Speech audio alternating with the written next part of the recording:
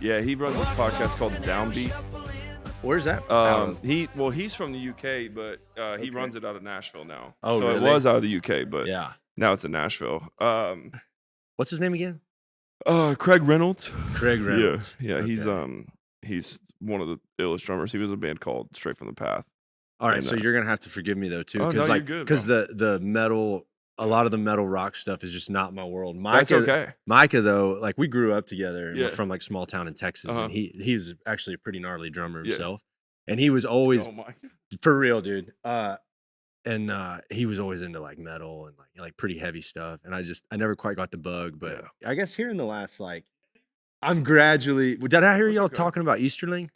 Yeah, Right, that's the boy. so- Yeah, he's nasty, and so I met him through kind of my world or whatever, Yeah. the Texas country thing, Cool. and so I've been chatting back and forth with him about going to a metal show, and he wants to get me out there. Dude, and you should. Yeah, You yeah. absolutely should. Yeah, it's definitely. I can appreciate the drumming, obviously, but I was always like a songwriter, Yeah. melody type guy, and so some of the stuff that was heavy, where the screaming was the thing that I just couldn't. You know what I mean? Yeah, I think that happens with a lot of people, and I think that's a very normal thing. That it's like it's very different at first, you know. But I think like once you, and I think that the initial like hesitation with it is because you hear it and you're like, I don't know what they're saying, or like you may not understand what's happening or what's being said or so on and so forth. But once you dive in and start actually kind of like reading what's happening, and then you start hearing the words like through the screams, and then you can start like understanding what's actually being said without even having to read stuff. So it's like it's one of those things that it might just like maybe it takes a little bit of time, or or maybe it's just something that people don't like off the cuff. But definitely like try to like I'd read into some, if there's some songs you like where the choruses like bang, because there's a lot of like heater hook choruses in rock and metal, especially nowadays. Dude, the way that they can flip a beat and like a groove and all the drops and everything just are still like mind numbing to me. Dude, it's incredible. And especially, people are insane now. Like people are doing so many like different polyrhythms and like modulations and all kinds of different stuff now, and putting all kinds of different things in I metal. wish like on the kind of folky Americana side, they would obviously make the tones completely different, like make them like real folky sounding, but try to get inspired in terms of like, how do we get into this chorus more interesting, and how do we get out of it maybe a little bit more interesting? How do we make this bridge from like a metal standpoint, but purely from like a more so the part rather than the tones. Like, dude, I haven't really heard anybody do that because they're so clever the way that y'all. Are you talking about like putting in a little bit more folk sounds into metal? No, Is that what you're saying? No, vice versa. So like putting metal into folk sounds? Yeah, but more from like an arranging standpoint. Okay. And not huge fills or anything, but there's just like big drops and things that like I hear that you don't hear in more that folk. Right. You know what I'm talking about? Yeah. No, I think I understand what you're saying. So like in folk music, you're saying there's not like big drops or like some of the things that metal has started to incorporate. Yeah, like they'll in turn the songwriting. entire groove on its head. Yeah. Where it's like, whoa, I didn't know they were, you know what I mean? I didn't know they were going to go there, and you just don't hear that. Right, and like something comes out of left field because your body thinks it's about to go one way, or your mind thinks it's going one way, but then it completely takes a turn. And like the two becomes the one, and then it's just like, oh. It's hard. It's hard. What I'm about to explain is not going to sound interesting to you or probably anybody, but like, it's cool you brought that up because one of the bands that I manage, they're called Devil's Cut. They just recorded their new record, and they have a song on the record that does exactly what you're talking about. So they're kind of like a country rock, like rock metal band. Okay. And they have this one song where they go into the breakdown, and then where you think the breakdown is about to end and go back into a chorus, it goes into a whole separate groove that just like picks the song up out of nowhere, and it's like that's exactly what I'm talking about. It is one of the coolest transitions and stuff. So like I get what you're saying is like it's crazy that, or maybe it's like interesting that folk hasn't maybe tried to take some stuff from there. But then again, I don't know. I think a lot of folk people that listen to folk or bluegrass or anything along those lines, like really probably don't know a lot about metal or probably haven't like even really looked into it. Because a lot of those people I think still live in the eastern, in the coal mines and stuff, which is sick. You know what I'm saying? Like, and a lot of people that are in the cities don't know what real folk and what real bluegrass is. Like in the 80s and 70s, there was Merle and Waylon and stuff. They like Waylon had a bunch of disco beats Mm. I mean, I say a bunch. There's songs that had like disco stuff going to them. Merle, there was like some pretty heavy like Motown funk Yeah. influences to a lot of his stuff, and they were tracking drums like separate drum tracks. They play over top of each other and play some of that funk stuff. Yeah. And it's funny, like, there'll be like some cowboy dude or in the back of the bar that's just like, that ain't real country. And it's Right. like, well, Dude. you would have been the same guy saying that to Merle Haggard Yeah. when he's like using funky. And it's the same dudes that said it to whoever came after Bill Monroe. You know what I'm saying? Oh, Like yeah, you had yeah, like yeah. Bill Monroe, whoever came after him in country, like when Loretta Lynn and stuff came out, they were probably like, "Oh yeah, that's not real country." You know what I'm saying? Because always they're used to happens. hearing Bill Monroe and the Bluegrass Boys, or Yeah. whoever else. The Blue. I forgot who was back up there. I think it was the Bluegrass Boys. I could be wrong, but yeah. anyways, and then it happens every generation. It's like the same thing happened when Shenandoah and Garth Brooks and all them were taking over the 90s. They were like, "Oh, this ain't Willie, this ain't Johnny, this ain't bullshit, It's now like bullshit." that same version of that guy is in the same bar saying like, "Man, if it ain't Garth, it ain't real country." Yeah, And you're like, yeah. "Oh, And then the same ones that are crying about it, the ones that are like, "Oh man, I miss real country," like this and that, are the same ones that aren't listening to Cody Johnson, that aren't listening to Zach Top, that don't know that they're ain't listening to Chandler Walters yeah. and Ernest, ain't knowing that there's like real country out there now still. Yeah, You know what I'm saying? But they don't nasty, even want to take the time to look into it to find it. Yeah, And it's there if you want yeah, it. and it's like they're like, "Oh, I'm tired of all this stuff on the radio." Like, then stop listening to the radio and look into these writers that are writing real country. Every song. I mean, everybody's crushing right now, Yeah. but you know what I'm saying. So it's like it. But if you want like real country, ain't gone either. And what's on the radio ain't real country. It's just progressed in style because music progresses and changes over time, and that's how it always will be. Yeah, there's stuff that I don't necessarily jive with. Where it really gets And weird. that's okay. Well, Like that's yeah, and dude, we it's- all got I our mean, like it's- subjective opinions. You know No what I'm saying? shit, The people yeah. that get mad about people not liking something is where it gets weird. It's a It's weird like, why are energy. you upset about that? Well, because they make it like a personal thing. Yeah, it's like It's freaking oh, weird. am I weird because you don't like the stuff that I like? Like, Yeah. why don't you like it? It's And so Most of them corny. would be surprised in the studio how many influences are coming in Yeah, from really obscure spots, and they would have no idea. They'd be like, Yeah. "Oh, really?" They would have no idea. yeah, they have no clue. But A real, lot of them don't like look at even who's like writing on it and like who's been writing on what and like who's all the like. There's been a ton of number ones that have been written by real country artists that have come out of Nashville. Like even Texas artists have written a lot of number ones for Nashville artists and vice versa, so on and so forth. yeah, But just matters where I guess where you look or what you're looking for. yeah, for sure. Yeah. What was your intro? Where are you from originally? Kentucky. Oh, yeah. Yeah. So you were surrounded by it. Yeah, that's why I got into metal. To be honest, Yeah, to be different. to be real, well, yeah, like man, I had like a not to do the whole cried woe is me thing. But I didn't have a lot of friends growing up. I was like the fat weird kid that was in band, but also played baseball and football. Didn't really like fit in anywhere. Didn't really have like a lot of friends. Like I was just liked because if anyone fucked with me, it was because I played drums. So it was like I'd only get wouldn't get invited to parties or But you didn't fit in sports? no, dude. The football kids would make fun of me because I wore skinny jeans. Baseball kids make fun of me for wearing skinny jeans and listening to metal. And then the band kids didn't fuck with me because I was a jock. So they, you know what I'm saying? Oh, It was, sure. so it was just a whole triangle of like, Was it a big school? nah, we were I think my class was only like 600 or 700 maybe. Which that probably sounds big to a lot of people, yeah. but That's that size. but that was though.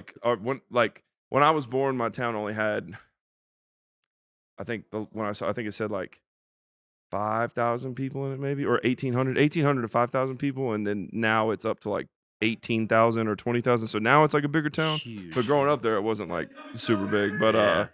so my it wasn't like didn't really fit in. So it's like I grew up in the fucking middle of nowhere. It's called Bullitt County, Mount Washington. And at the time, there was nothing out there. We had a Winn-Dixie and a gas station called Savory's and a gas station called White Lightning. and so of course I was raised on like my dad listened to like ZZ Top and like 70s funk disco music. Oh, And, yeah. AC/DC. My mom listened to Ozzy and Pantera and Kid Rock and Fleetwood Mac and Reba and Brooks and Dunn and all the kids that I like played baseball with growing up, like all their dads listened to country. So it was like I grew up listening to country. It was really when I started not being accepted by the country kids because I didn't like my family didn't like hunt. My family didn't Yeah. fish. My family was from the city and moved out to the south. So like my mom grew up kind of hunting and fishing, but my grandfather wasn't really in my life, and so I never like went and did those things. My other grandfather passed away when I was born, and my dad didn't really go hunting and fishing. My mom just didn't have the time to teach me to go do all these things, you know what I'm Yeah. saying? And my uncles would try to one of my uncles, he would try to take me fishing, but it just I don't know, I was like way more into sports and just didn't understand that. And so yeah, I didn't like really fit in with the kids in my town because I didn't have anybody that was willing to like take me out and teach me that stuff or how to do it. So I just felt like I didn't fit in, didn't really have friends, and so then um, I started listening to hair metal and started listening to like Nickelback and Avenged Sevenfold and Slipknot and all those kind of bands back then, and really got into metal, and then found this underground metal scene, which is what Jared was a part of, which is how me and him met, and just finally kind of felt accepted. And so I was like, yeah, like I'm gonna hang out in the city, and I'm gonna Oh, like okay. I'm gonna be cool, or like whatever. Like I hang out with dudes that are older than me, and like I got cooler friends that are doing cooler things that aren't like in high school, and like I don't need this small town. Just kind of was like that, just really like rebellious mentality, which obviously I was just a kid, and then I grew Yeah, up, it's and I was almost like, oh man, I actually like my hometown is my favorite place in the world. Like, what I'm yeah, saying? yeah, Like, yeah, yeah. It's like both can be yeah. you can like both, Yeah, but but I found this underground scene when I was like a junior, senior in high school, and kind of really felt like people cared about like when I'd play drums and stuff. Like when I was in the local bands that I was in, even though we were complete shit, it was like people still would like talk to me after the shows, and I know a lot of it was like you take it with a grain of salt. People say what they're gonna say just to hype you up or to be your friend or whatever, and or to make you feel good. Not everything's true, but it felt good when people would finally be like, oh dude, that yeah, was sick, or like, yo, this filler teach me this, sure. whatever. So So you just did it you was kind of awesome. just didn't really feel seen. Yeah, well, it was like, dude, I was in a hair metal band, and like all the dudes in the band, so this is like sophomore year, my first band ever was a hair metal band, and we didn't do covers, like we did originals, played like the high school like auditorium for like talent show and some other stuff, or some like like a pep rally event thing. But we did originals, and we were sick. We didn't get to record anything because we just didn't know how to do that. We were like 15 and didn't have money, and like wore teased our hair, wore makeup, zebra prints, the whole 9 yards, man. Oh, you And went after it. yeah, but Yeah. they were all popular kids, like they were all cool, and like they would get invited to the parties, like the girls would invite them to the parties and this and that. And there was one time that they invited me to the party, and um I got there and like no one talked to me. And I was just like sitting in the corner, just like trying to make conversation, even with like my band dudes, and like they whatever. Um and so then then the next day we all met up and went to a Taco Bell, and I'll never forget it. I can sit in the same seat that I was sitting. I remember it like it was yesterday, dude, because it like sucked. It was like such a weird thing. But like one of the members of the band like looked at me. We were like on the conversation of the party, and I was like, dude, that was so fun last night. Just like trying to fit in, and the dude looked at me, and he was like, yo, the only reason that you are invited to that is because like we feel bad for you. Like you didn't get invited to that. He Like said that? said that, and I was like, bro, I was like, you didn't, why'd you have to say that, dog? I was like, you could have just not invited me. Like, don't invite me next time. I can fuck off. It was like some weird What a shit. So I just, weirdo. man, I don't know. I just had some weird shit growing up. You know what I'm saying? That Yeah, it was sounds like, like you're around a lot of but douchebags, to be and it honest. was just just small town shit, and which is cool. It whatever. It still happens in all the small towns to this day. But I know it's kind of weird. yeah, Like my experience was different than that. Like all the jocks were in choir and a bunch of them were in band. yeah. Like our How football old are you? what's that? How old are you? 34. Okay. Oh, damn, I'm 32. Yeah. So Yeah, it's like that's what I see nowadays. Like yeah. everybody hanging out with everybody nowadays, and I'm like, man, what? Or you know what? Maybe I just sucked. Maybe I was a weird. No. Maybe I was. I'm being funny. I'm being Yeah, funny. it's like yeah, I didn't experience that, but I've heard a lot of people experience that type of stuff. But even like Texas is a little bit different than the South. Yeah, It's and like it wasn't even like I wasn't even really like picked on. Like kids would like pick fun at weight sometimes. It's like football, just like Oh, sure. Yeah. bullshitting, like whatever. No, they But just like, didn't but pay I just like, attention to you. yeah, it was just like nothing. No, we like didn't hang out outside of school. Like didn't really even talk in the hallways. Like it was, I don't know. It was weird. It was interesting. Did Like I some of spent a lot of time in like my counselor's rooms. You know what I'm saying? Okay. Like not even on some like I need to talk stuff. It was just like I didn't have nowhere to go, so I would like go hang out at my teacher's in the band room and like, Dang. or I'd go hang out in the counselor's office and just like hang out in there for like lunch and shit because I was like, What really sucks is it was a lot weird. of the kids that you grew up around, there's a good chance as they got older, like if they knew that was going on, like they would want to go back and just like be buddies with you or something. When you get older and you Maybe. realize like people, like you would never want somebody to feel like that. Maybe. I don't know, man. I don't think a lot of people in that small town They give a mindset shit? really care. Really? Yeah. Dang. I think once a lot of people get stuck, they get stuck. I mean, I think some people do change. I think, but I could, like I said, I could be wrong. Like, and I don't know.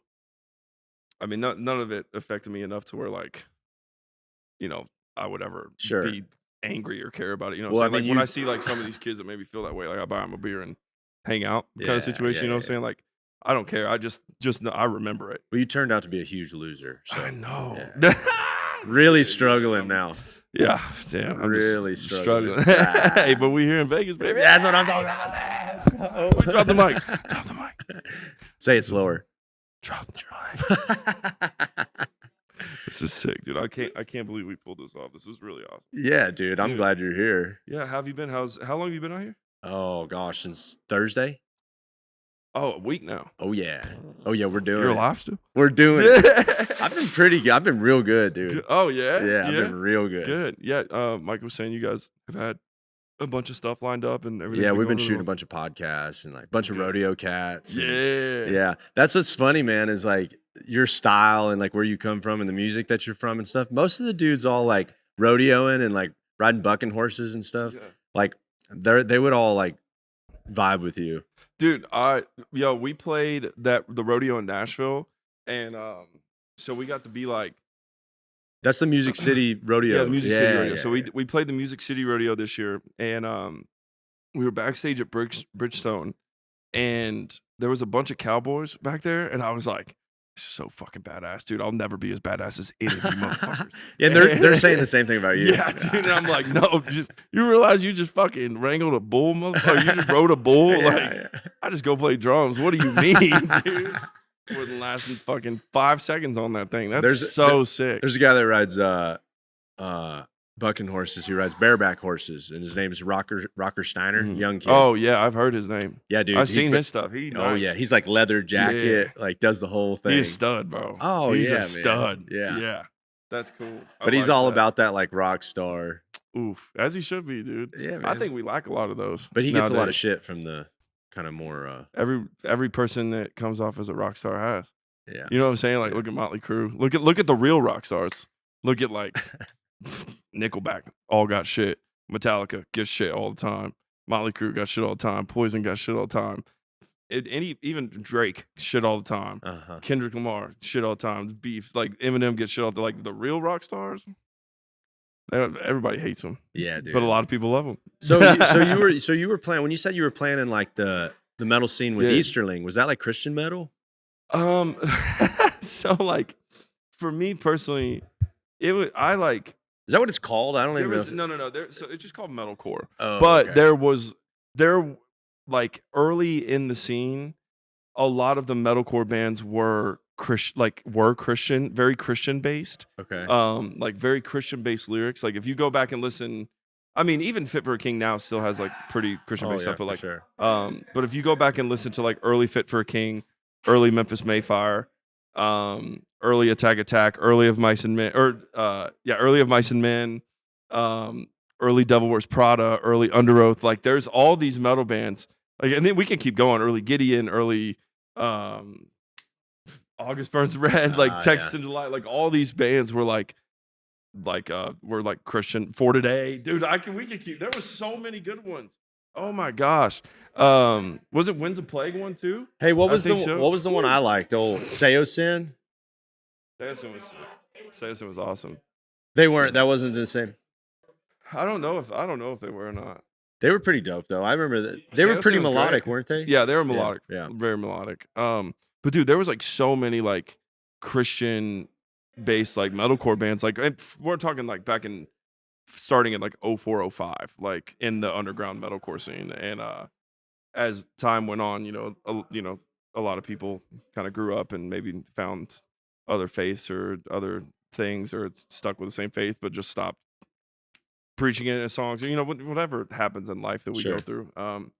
But yeah, there was a lot of those Christian metalcore bands. But I the funny story with me was like I never like I went to church with my grandma. You know what I'm saying? I don't. I So I got offered to join this band called O Kingdom, and it was like um one of my first like bigger metalcore bands in the local scene. And I was like, their lyrics were very like Christian based, and I was like, dude, I cuss, you know what I'm saying? I don't really like live by the Bible. I don't really go to church, you know what I'm saying? I believe in God. I believe in Jesus. Have my I have a very close relationship with him in my own way, I believe. And but I was like, if this is a Christian band, I don't know if like you guys respect those ideas or whatever. And and he was like, they were like, oh, like the vocalist is just very religious and that's what he likes to write about. And I was like, oh, okay, cool, because I really like y'all's music and I don't care. I just like playing music, like, and I'll respect whatever, like. And so we like start playing, and then the vocalist kind of went through some things in life and started writing about the things that became a little bit more heavier. Okay. And then we ended up getting a new vocalist, and so it was like I started as joining them as a Christian band, but then it kind of turned into like that vocalist quit, so we got other vocalists and kind of just just kind of like stopped the Christian writing, you know what I'm saying? So Okay. I don't know how that works with anybody else, but that's how it was for us. But we didn't meet because of the Christian thing. We met because I was so obsessed with trying to network and meet other musicians and like just get my name out there that there was this band called My Ticket Home from Columbus. Wasn't a big band at all, but I loved them. And their vocalist had done a feature on my local band's album, and I didn't, it was like before I joined.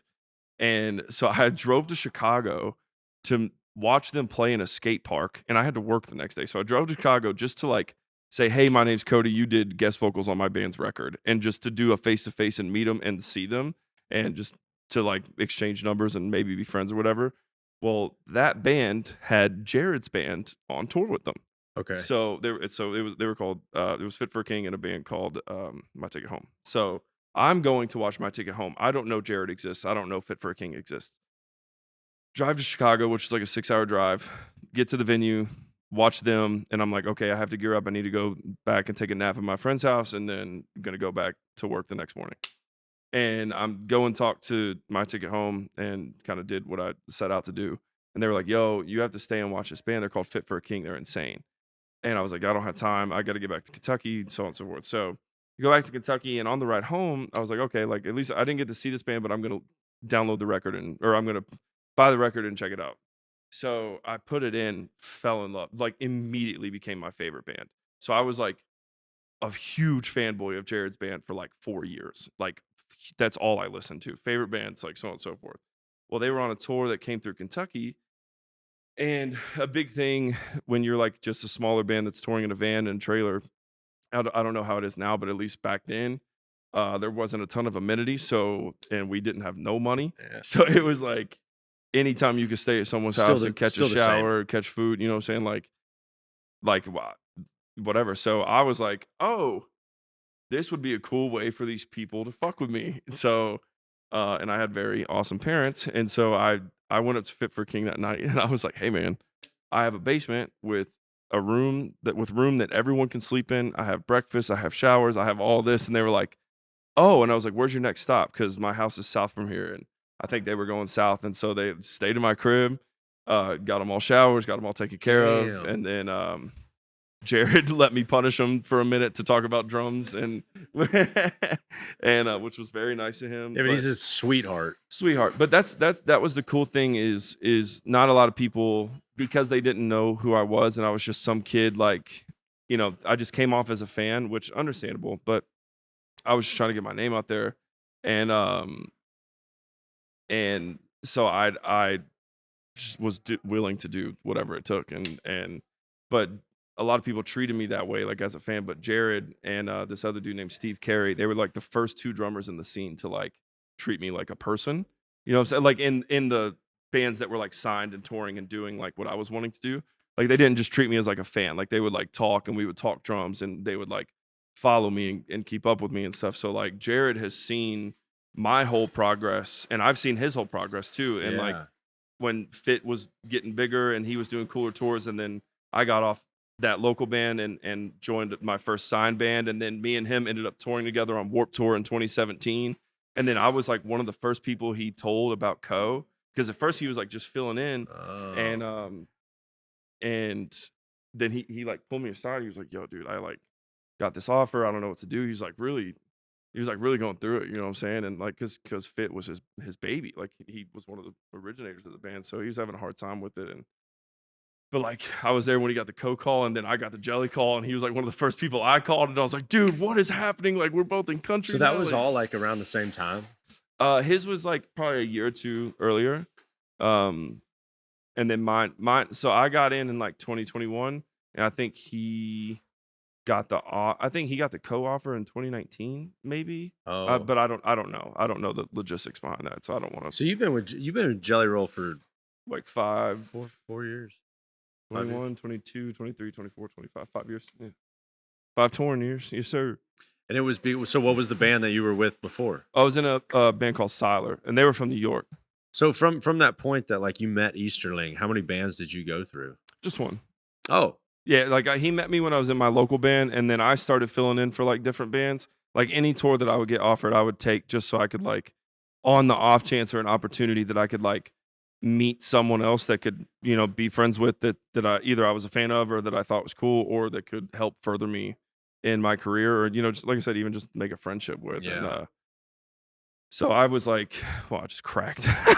My voice just cracked.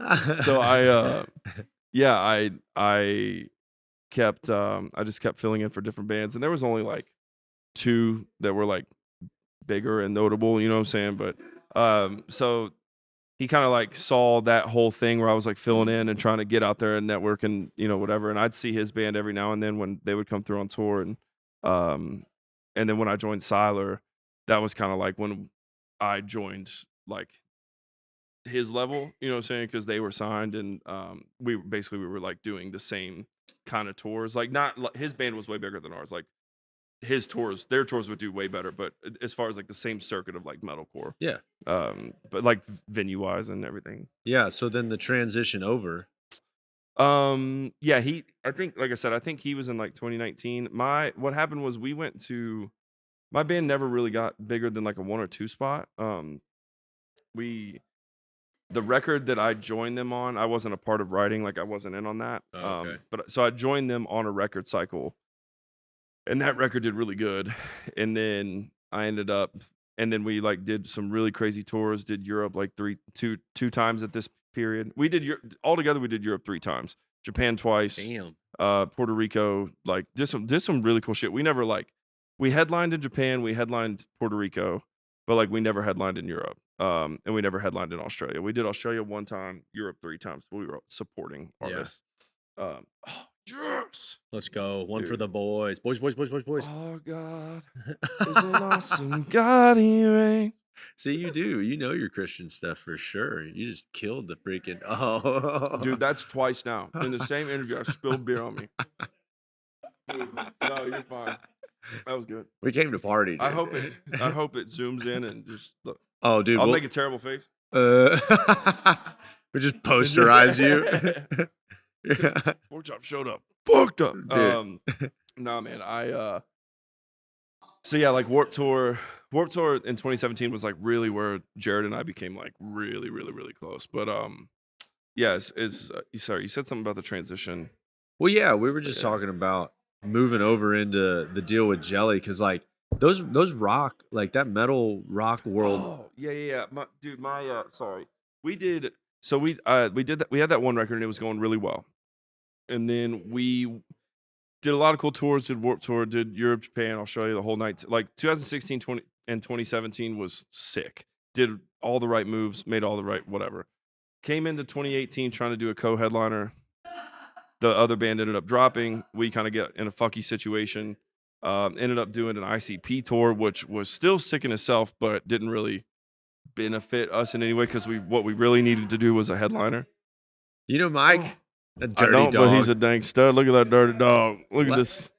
Last time, yeah, dude. Yeah, but last time. Oh, I know who you are. Yeah. Yeah, but I'm gonna put you on blast though.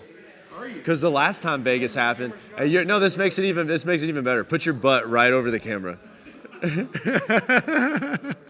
Because the last time we were out here, you told me that we were gonna play craps.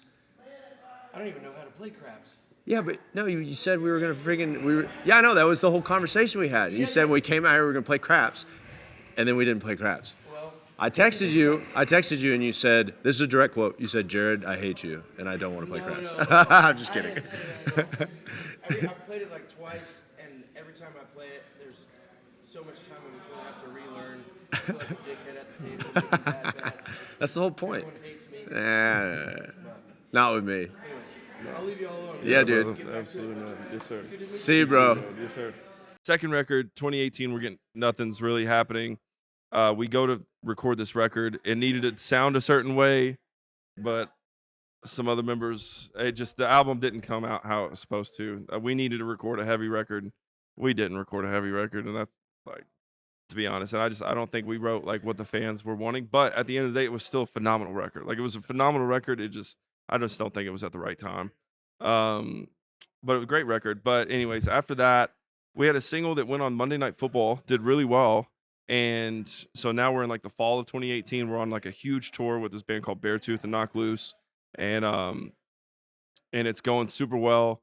And then we go to do a headliner in 2019, and there's like some weird miscommunications with the label, and it's like super weird, super fucked up. And they like really dropped the ball on the headliner and like the promotion and how it went about, and like dropped the ball on the single. It was like a whole fucky situation. And then it was like after they got done with the cycle, they decided to not pick up the other option and dropped us just like out of nowhere. Damn. And we were about to go to Europe, and we were like, dude, what the fuck? So as soon as we so they drop Siler. The label dropped Siler, and then we go to Europe, and we're on this Europe tour, and the emotions and the energy and the vibes were just so low. Yeah. And they're just so low. And it was to the point where like I'm like a pretty social butterfly. I like to hang out. I like to talk to people, especially like when I'm on tour, when I'm at shows. But man, we were in Europe, and it got to the point where I like would get to the venue. As soon as I got to the venue, I'd go inside to get a coffee, and then I'd get in an Uber and I'd go away, or I'd get on one of those like little sticks or like one of those little scooters, and I'd just go see shit. And then I wouldn't come back until I needed to set up. I'd set up, get on sound check, go on the bus, take a nap, and then after I'd take a nap, we go play, and then after we played, I'd pack up and get straight in my bunk. And yeah, it was that one was just that was a rough tour. So were you looking for something else at that Well, point? so at this point, I kind of was having this revelation of like, in 2018, I started having the thought process of like, all right, man, I'm not making money, like whatever, like I need to figure something out. I don't know what I'm gonna do. And then, but we were doing that really crazy tour, so it was like there was a little bit of hope, and we were on Monday Night Football, and then like, so it looked promising, and then the single was going up the charts, and then they stopped putting money behind it. They dropped us, and it was so weird. I don't know. And so I started having that thought process, and I was only 2 hours from Nashville, so I just really started looking at like going down there more often. Huh. And I realized that a lot of country drummers were like already following me. Like Miles with Cody Johnson was following me, and then Kane Brown's old drummer Kenny was following me. God rest his soul. He was one of the first people that brought me on to shit. Like he brought me backstage my first country show ever. Really? Yeah. And what was it? And it was Jason Aldean headlining, Kane Brown direct support, and I can't remember who was opening, but it was in Cincinnati. And I was like, what the fuck? Like, they have lineups like how is Kane Brown? Like I never saw Kane Brown as like a direct.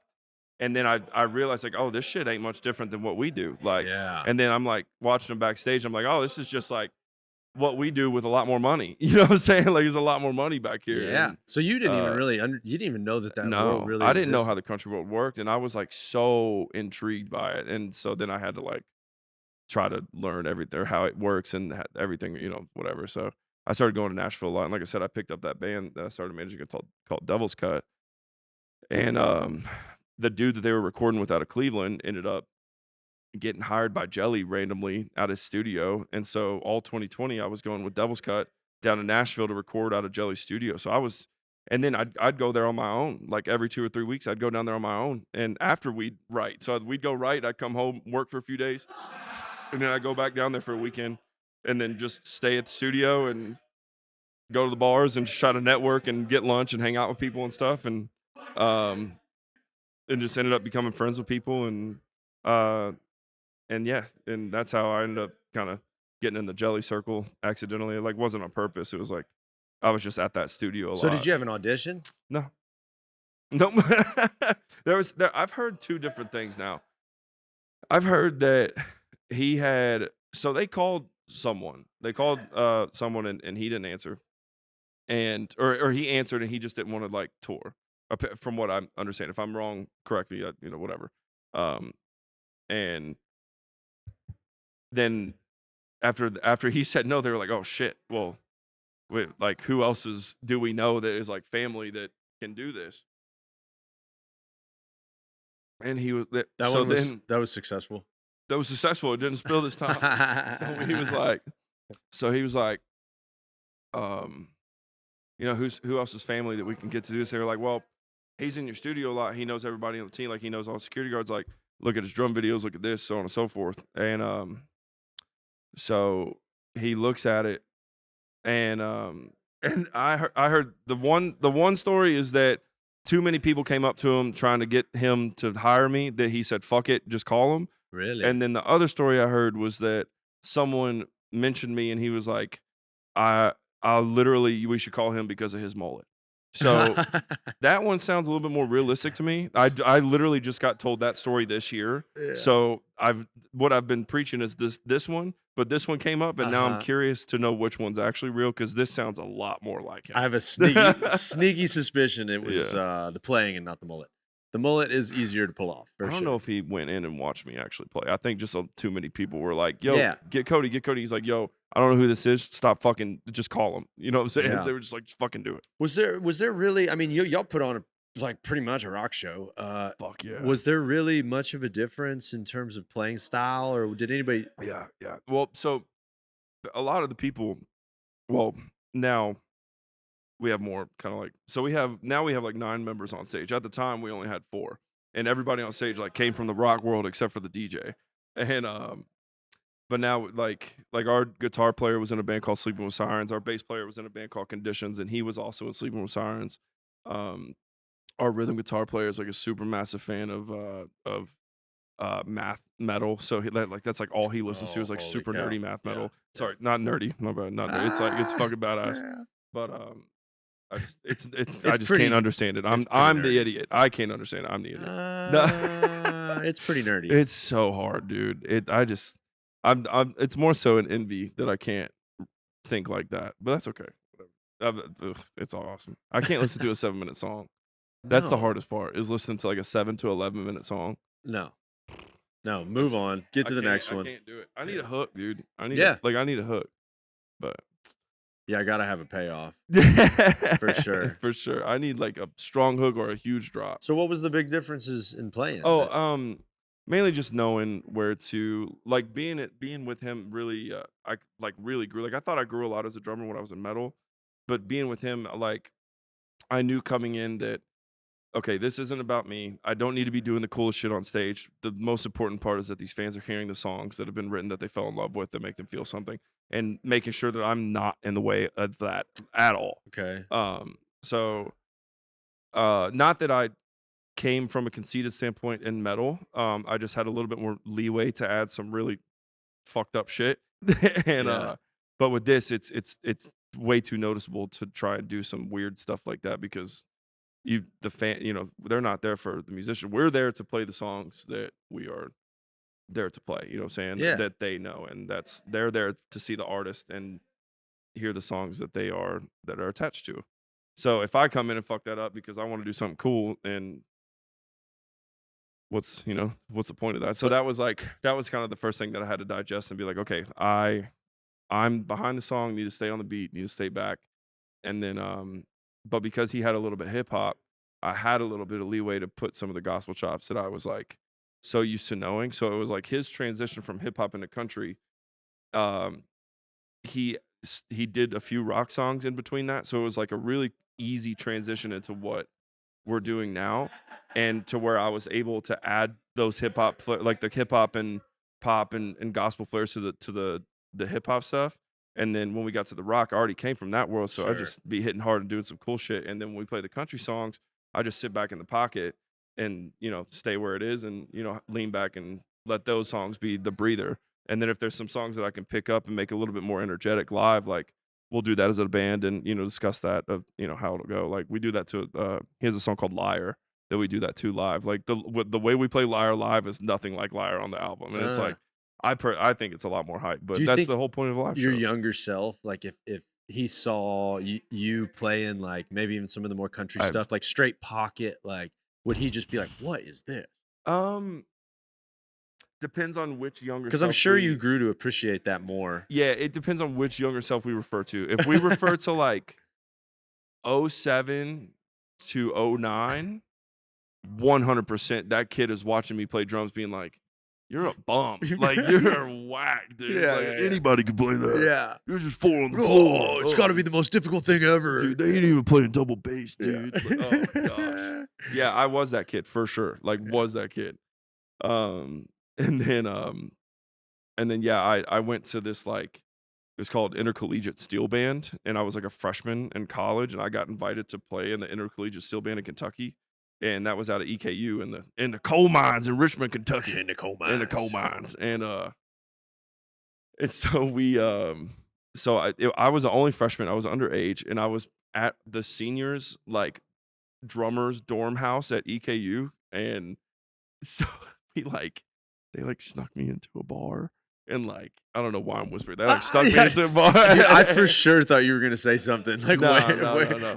So they arrest so this man. They snuck me into a bar, and I was like mad young. I was probably like I think I was a junior in high school, so I had to be like 16, 17. And they were like, don't drink, just sit here and watch the drummer. And I just sat and watched this dude go off, bro, like insane. And then they took me back.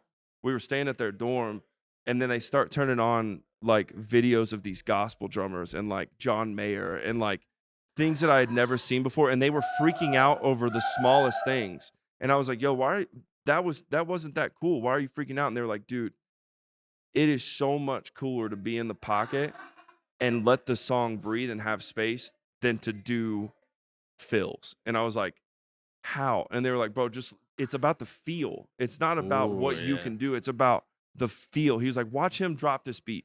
And so he's like going in, he's like, you go, oh. And I was like, oh, all right. From this perspective, this brings a whole new meaning to how I'm going to approach drums. So that's when I started putting like gospel stuff and like into metal songs. But I was doing it wrong because I was coming at it from an egotistical way, like a look at me way, opposed to like cool. But okay, I learned that that was like my young self. Yeah, it's a whole process. Yeah, it's a whole process for sure. Yeah, it's interesting to get back to simplicity. Mm-hmm. I'm like by no means some like super technically proficient guitar player, but like I've definitely gotten a lot better. I'm not a proficient drummer. So I'm right there with you, brother. Yeah, we're probably not talking about the same thing. Wait, you say you're not a technically profougnt guitar player? I know, but you saying that is probably quite a bit different than what I'm describing. Nah, dude. I am 4 out of 10 decent at best. There's some sick drummers out there, dude. Well, I know, but like you're at least a 6.2 out of 10. You think so? No, yeah. No, I'm kidding. I've honestly, no, deadass. I've actually never seen you play guitar. I don't think. Well, yeah, no, probably not. Yeah, probably. I wouldn't think so. I'm sure you shred though. No, no, no, I no, I know don't. you No, shred, no, no, dude. no. Especially coming You from in your, Texas, you definitely no, shred. especially coming from your world. We're Like, gonna. Dude, he shreds, don't he? no, I can play like little blues. Tell me, Micah, he shreds, don't he? Fucking shred. I can like put on a show and I can play some bluesy shit, and I kind of have a little of that. Same thing though, but Yeah. that's feel, dude. Feels Yeah, so yeah, much cooler yeah. than shred. Yeah, I mean, like just the phrasing of a solo. I watched BB and- King yeah, feel yeah. the slowest groove Yep. over Michelangelo Batio doing this all day. Yeah, it is. It is fascinating to try to explain to somebody like that feel of, and the idea of sagging back on it, or making it feel or like making it is. or making it quick, you know. And like some people just don't have that, and they look at, because I've kind of struggled with drummers at times. I've had a guy that's with me for a long time, that's super dope, but for the longest time I struggled a little bit because if the part was simple, guys would kind of roll their eyes at it and just be like, "Well, I'm playing the part," and I'm like, "Well, this feels like shit." Yeah, like you're not like adding anything into it. You're just going. No. Oh yeah, Like, that dude, literally you just right make there. it Just yep, you could not have. Yeah, yeah. Like, oh come Yeah. on, dude. Yeah, or like them playing behind the beat a little bit. It was weird. Like they would like, I want it behind the beat, but I want you to drag. Yeah. Like now we're just like not in time. Yeah. You know what I mean? That's a very special thing to a lot of drummers. Like it's hard for me to do sometimes too, like to be behind the beat on time and not make it sound like you're fucking up. There's like that's a really special thing to be able to do. You know what I'm saying? It's That's nasty. hard. Yeah. It sounds so cool too, Yeah. bro. So you grew to appreciate some of that stuff a little bit later. Oh yes. Yeah. Yes. Literally after that time in 2011, that's when everything changed for me. Like how I viewed drums. Because I used to view drums as like fast blast beats, metal, fast double bass, like you know what I'm saying? Like what can I do that's the fastest? So, like like, what can I do to show Did off? you go like work on some new stuff or? Yeah, I went and like started trying like rudiments, and I just started watching new drummers. Oh. So I went from like watching, like at that time I was watching this dude named Cobus on YouTube. I was watching Luke Holland. I was watching Jarrod. I was watching Tony, or sorry, not Tony. I was watching Matt Griner and Adam Gray. I was watching all those dudes, and I still love every single one of those drummers. Like and David Puckett too. I took a lot of inspiration from like all those drummers. Like those are my favorite drummers from like 2009 to 2011, 2012. And then after I like started watching gospel drummers, like I only watched gospel dudes from there on out. Because I was like, I can't do this, and I need to know how to do it, and I need to know how to do it in metal, and I need to know how to put it in country. Yeah. Like to where it makes sense. Gospel drumming. I guess I don't know exactly what that would be. It would be. It's just.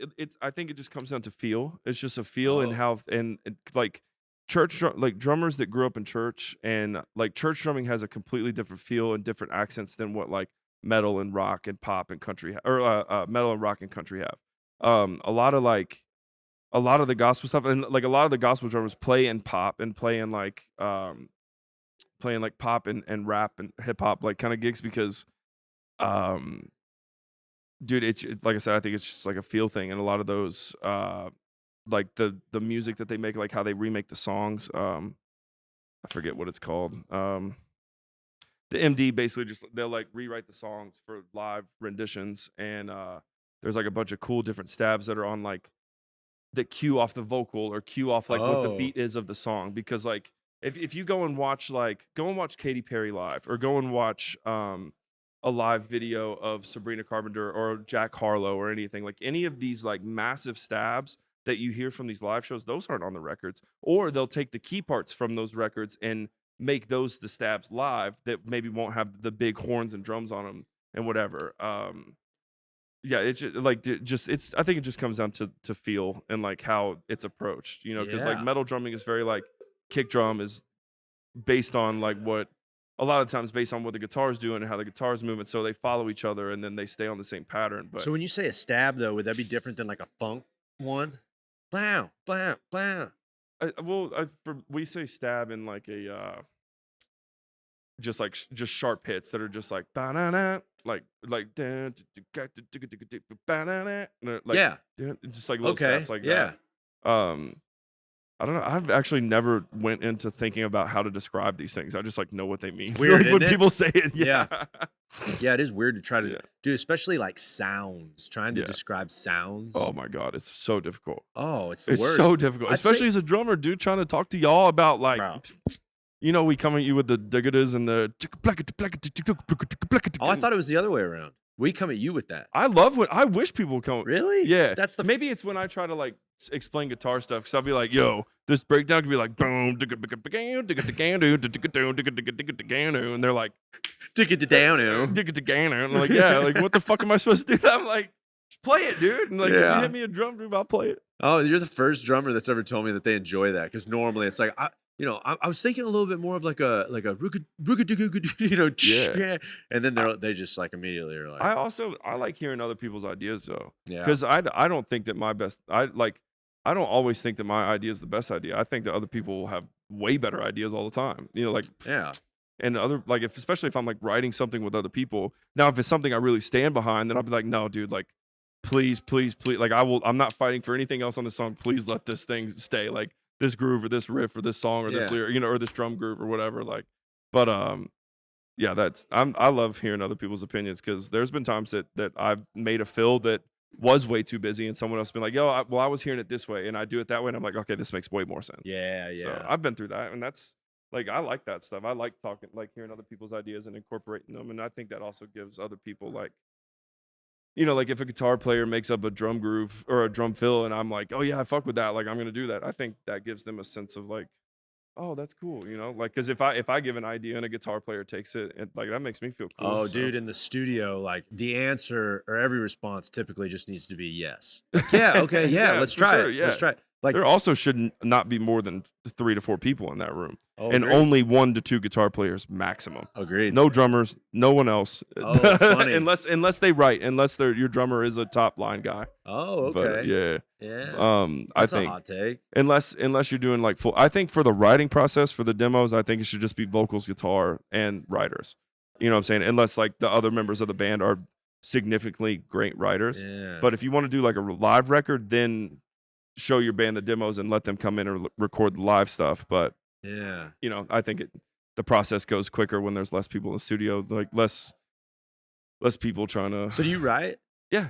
Yeah, okay. I haven't done anything like notable. You know what I'm saying? Like Yeah. I've Just a couple Morgan Wallen cuts and no, like, God, dude, I wish I had any cuts like that. No, Yeah. I love to write. You know, a lot of people don't take me seriously as a writer because I play drums. So it's like we'll do the whole Nashville thing where we're like, oh, dude, let's write. And then like they're like, oh yeah, I hit you up, and I'm like, because I can't just like show up to somewhere that I don't know where to go. Like someone has to be like, yeah, like come to this address at this time, and I'm like, all right, cool, I'm there.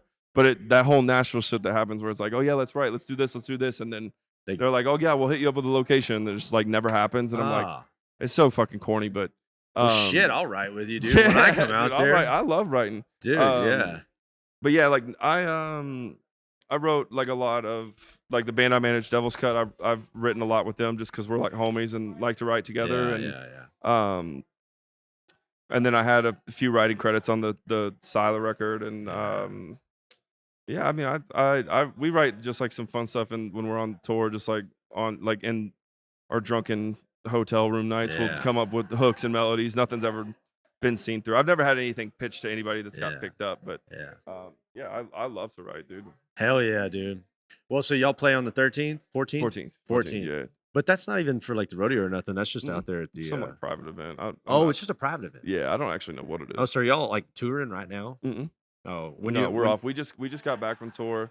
We just got back from Australia. We've been home from Australia for like 3 weeks, I think, 4 weeks, and yeah, I took a little bit of time off. Went home for Thanksgiving, and then I flew to Niagara, Ontario, and talked to some kids at the Notre Dame High School, and just like talked to them about life and stuff, and a different perspective of like where I came from and how I went, like how I got to where I am or whatever. Yeah. And then flew from Niagara to here because we play, like I said, we play on the 14th, so came out here to hang out for like a week, and you know, got offered to do this, and now we're here, baby. Yeah, And dude. we're just running it. We're Yeah, rolling man. with it. Yeah, I love it, dude. Yeah, it's sick. Well, I appreciate you taking the time to do this, Dude, man. literally anytime, anywhere, baby. You let me know. I'm here.